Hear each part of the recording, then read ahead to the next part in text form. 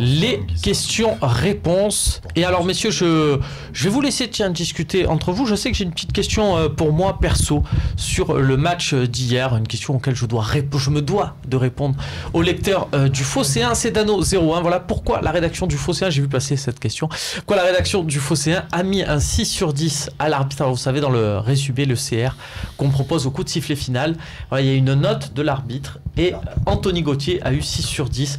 Évidemment, c'est une erreur. Ce n'était pas un choix délibéré de la rédaction.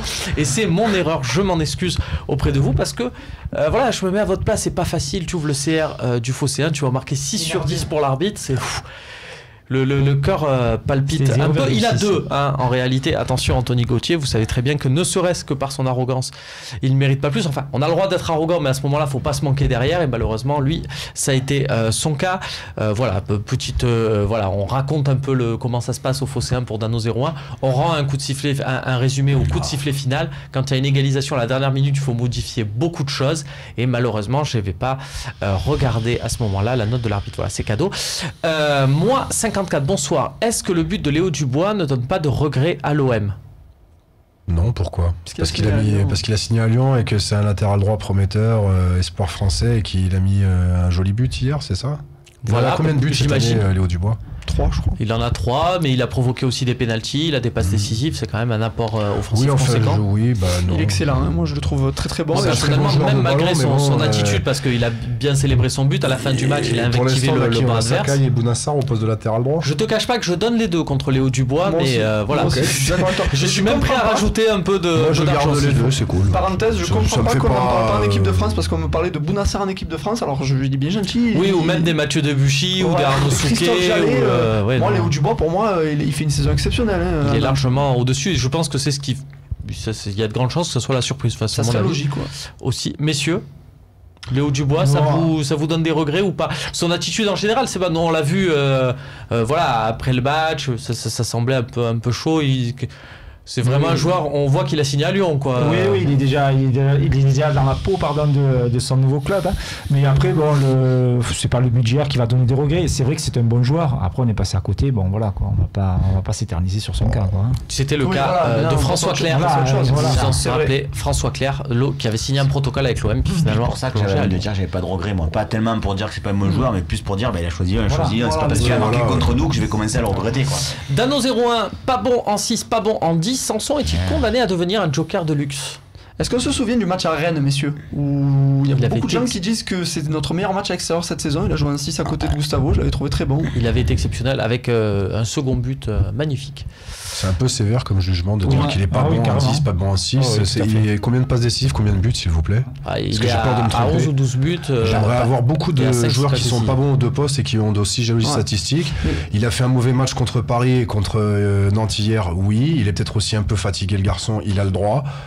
Il a été un peu baladé à droite à gauche, même à un moment donné on l'a fait jouer justement sur le côté gauche alors que c'est absolument pas son poste. Elle est un peu dure, celle-là, je vais m'arrêter là, personnellement. Mais c'est le truc d'aujourd'hui, ce qu'on disait tout à l'heure sur les tu préfères entre guillemets, c'est soit noir soit blanc. On peut pas dire il a eu un mauvais passage, mais à un moment donné il a été très important pour l'équipe. Regarde, tu es sur le plateau. Non, mais je veux dire en général, dans les débats internet, je dirais. Là il a pas été bon en 10 hier, d'accord, mais pourquoi pas le réessayer en 6 ? Faut pas dire être obtus à dire il est pas bon en 10, il est pas bon en 6. Les mecs ont droit à leur chance. NJ, combien de fois il va avoir de 3ème, 4ème chance ? C'est comme ça, c'est le football. Non, mais c'est la vie. Non, mais c'est vrai que tu dis ça, mais même Lucas Ocampos, on a fait des parties là en disant c'est le grand perdant des 2 matchs contre Paris. Et puis voilà, un match contre Nantes plus tard, une fatigue physique qui apparaît, et on est là à se dire est-ce qu'il faut relancer Lucas Ocampos ? Vous l'avez mis d'ailleurs dans votre compo contre Bilbao. Ce qu'il y a de très bien en fait, c'est que ça donne beaucoup de choix à Rudy Garcia. C'est plutôt dans ce sens-là qu'il faudrait le voir parce que effectivement en 6, moi je l'appréciais. Aujourd'hui, ça m'embêterait même à l'extérieur d'être obligé de le mettre en 6 et d'enlever Zambon Guissa parce que je trouve que quand Guissa il fait une belle saison avec toi sur ça, moi, tu vois. Mais je trouve que Zambo il y a un truc qui lui manque qu'on parle pas assez dans son jeu, c'est les transversales. Il fait jamais un changement de jeu. Et je pense qu'à son poste, c'est quand même contraignant au bout d'un moment. Alors c'est bien face à des équipes comme Paris parce que tu le vois ratisser, batailler, tu te dis oh putain le mec il a été au-dessus du lot et tout. Mais en vrai, à quel moment il te change le jeu, quoi ? Et puis pas un but, pas une... Alors hier j'ai mis sur Twitter... En même temps, il a peut-être pas besoin de changer. Quand t'as Luis Gustavo à 5 mètres, C'est une machine. C'est-à-dire qu'à un moment donné, il va falloir qu'il passe ce cap-là. Voilà, non, mais là où tu as raison, par contre, c'est vrai que le jour où il joue sans Gustavo, c'est différent. Voilà, mais après, c'est vrai que quand il l'a tenté à une certaine période, on y est beaucoup tombé dessus et il a su, à mon avis, à juste titre d'ailleurs, épurer son jeu et se dire moi je joue simple maintenant. Et là où il pourrait être plus efficace, c'est dans la percussion. Parce que je pense qu'il n'ose pas assez. Mais dans la percussion, il pourrait peut-être un peu plus après, hier, on me disait, c'est pas son rôle, tu sais, d'amener des buts, de faire des passes D. Il en a 0 quand même, 0 buts et 0 passes décisives. Luis Gustavo, c'est pas son rôle non plus. Il a 4 buts, il a 3 ou 4 passes décisives. Non, mais c'est pour ça que Sanson à côté de Gustavo pour la fin de saison, ça peut être une bonne pioche. Des stats de Sanson, rien que pour les stats, moi j'ai une préférence pour Sanson. De toute façon, l'OM joue plusieurs compétitions, ils seront évidemment concernés. Ah ouais, ça c'est énorme, c'est une très bonne question. Avez-vous eu des explications sur le placement de Sanson derrière le mur, genou à terre? C'est assez simple, hein, parce qu'ils sautent tous et non, enfin... Oui, c'est parce que Messi aussi a mis un coup franc dans la semaine à ras de terre où le mur a sauté. Je pense que Mandanda est un garçon qui regarde des matchs de football et il a dû se dire si le coup franc est à moins de 25 mètres, ce qui est logique, il va essayer de passer par-dessus le mur. Donc vous sautez, mais je prévois un mec. C'est une excellente idée. Quand j'ai vu ça, je me suis dit mais c'est juste énorme quoi. Mais pourquoi il s'est pas allongé carrément? Pourquoi il s'est pas carrément allongé de dos pour éviter les désagréments? C'est vrai que la position était un peu particulière, surtout que je crois que c'est lui qui dévie le ballon. C'est lui qui dévie et on n'est pas le seul à le penser. Camille en régime disait la même chose. Et je suis pas sûr que Mandanda réédite parce qu'au final il est pris à contre-pied, il regarde le ballon passer à sa droite, il se dit s'il est dedans, mon coup il aurait pas trop marché. Mais bon, à revoir cette initiative là, cette stratégie. Alors, vous m'avez pas répondu. Pourquoi il s'est pas allongé? Non mais c'est une très bonne question, parce que je me suis posé la même question en direct. J'ai dit mais il bloque que un quart du mur, je me suis dit, tandis que s'il s'allonge il bloque tout. Donc, mais je pense qu'il bloque un angle. Après s'il met du temps à se relever comme Rolando sur le premier but. Non, je pense qu'il bloque un angle dans la logique de Mandanda, et Mandanda se dit si ça rate terre ce côté c'est pour moi, mais si ça rate terre l'autre côté je suis mal. Donc ils doivent peut-être c'est vraiment tout calculer quoi. Maxence, tu m'impressionnes. On est quand même sur des questions, il faut se les poser ces questions, et tu arrives à nous sortir une explication tout à fait rationnelle. Bravo, chapeau. On passe à la question de Romain Fosséan. N'avez-vous pas peur que certains joueurs aient une retenue en vue des échéances en Coupe du Monde en Russie? Djara n'est plus là, donc voilà. J'allais te parler aussi d'un directeur sportif qui disait à certains joueurs de se préserver et de ne pas tout donner pour l'entraîneur actuel. Je peux répondre à cette question par une question. Quel joueur de l'OM aujourd'hui, à part Mandanda, quel joueur de l'OM est assuré d'aller à la Coupe du Monde? Oui, en plus. Aucun. Et alors, le problème, attention, au contraire, se montrer à bloc. La dernière Coupe du Monde, on se disait que Mandanda, c'était sûr qu'il allait y aller. On se rappelle malheureusement de sa blessure au dernier match contre Guingamp qu'il a privé de mondial brésilien. Et contre-exemple hier, puisque c'est lui qui pousse la révolte en fin de match, il donne tout jusqu'à la dernière seconde, alors qu'il pourrait lui se dire j'ai peut-être une place avec Dembélé et Coman qui est blessé. C'est le seul, entre guillemets, qui pourrait se dire ça. Et qui pourrait se dire si je me blesse je passe à côté de quelque chose, et bon, au contraire il y va. Donc je pense pas, moi j'ai pas vu ça, après peut-être que je me trompe. On va voir s'il y a une dernière question. Papillon Noir, je ne comprends définitivement pas pourquoi Camara ne joue jamais, surtout en ce moment. Très bonne question de Papillon Noir. Boubacar Camara, on l'a vu faire quelques apparitions en Europa League lors de la phase de poule. Il est rentré en Coupe de France contre le PSG. Bon, le match était fini, hein, c'était pour le décrassage. Il n'a pas fait une mauvaise entrée. Il n'a pas fait tâche du tout.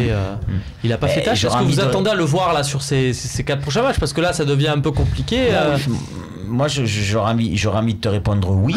Mais en même temps, pour moi, l'explication, c'est aujourd'hui que vu qu'il n'a pas joué avant, alors c'est con, hein, c'est le serpent qui... Il s'est blessé au mauvais moment, quoi. Voilà, il revient de blessure, c'est important que tu dises ça. Du coup, Garcia doit se dire, est-ce que c'est le moment, est-ce que c'est pas le moment, est-ce que il a le rythme pour... Et donc, il le met pas. Moi, je vois que ça comme explication. Hein. Je pense qu'il y a une petite jurisprudence Maxime Lopez qu'on a un peu trop vite porté au nu, parce qu'on avait beaucoup d'espoir sur lui. Après, il s'en est pris plein la tronche cette année, là.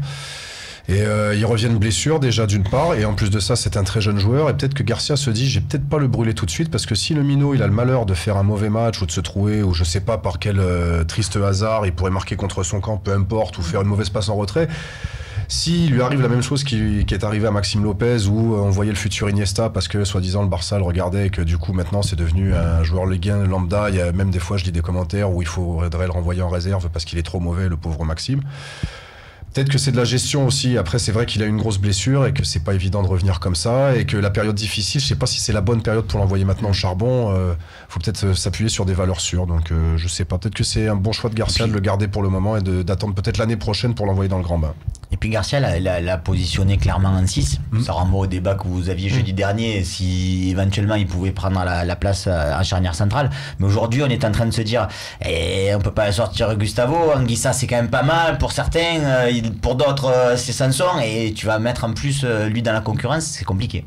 Il s'inscrit plus de par son registre un peu plus défensif, comme le remplaçant de Luis Gustavo au cas où. Et c'est pas évident de remplacer Luis Gustavo. On se souvient, et on embrasse d'ailleurs Stéphane Sparagna, qui avec Mitchell devait remplacer sur les premiers matchs Lassana Diarra. C'est quand même assez compliqué quand en plus on est défenseur central de formation, de devoir remplacer quelqu'un comme ça, un regista. Tiens, je prends un mot que tu aimes bien, Bastien. On va voir, je demande à Régis si on a encore une petite question. Voilà, c'est fini. De toute façon, on est dans les temps. Messieurs, tu avais un message à faire passer, Max? Juste un petit message rapide à ma fille, puisque aujourd'hui elle a 11 ans, donc je lui souhaite un très joyeux anniversaire. Oh, c'est mignon. Voilà. Eh bien, écoute, on se quitte, messieurs, sur cet anniversaire. J'ai envie de vous dire bravo à tous, de chanter des cotillons, de sortir des gâteaux d'anniversaire. On va attendre un peu et on va surtout se concentrer, nous, sur le match d'Europa League de l'Olympique de Marseille contre Bilbao. Et comme vous le dit si bien Bastien, à peu près à la fin de toutes ces deux phrases, allez tous au stade jeudi. Allez, salut à tous.